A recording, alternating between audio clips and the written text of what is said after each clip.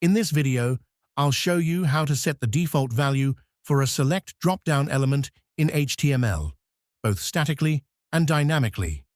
Let's start with the HTML side. Here, we have a select element with three options: red, green, and blue.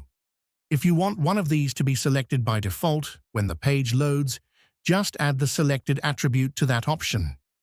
In this example, we've added selected to the green option.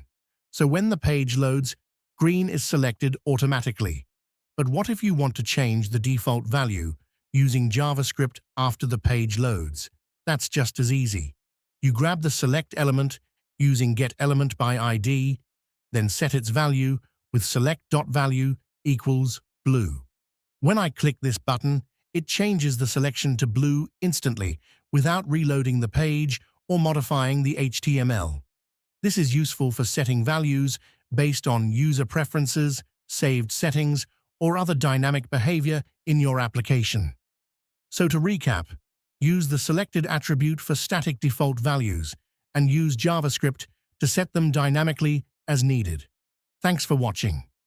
If this video helped, like and subscribe for more practical front-end tips.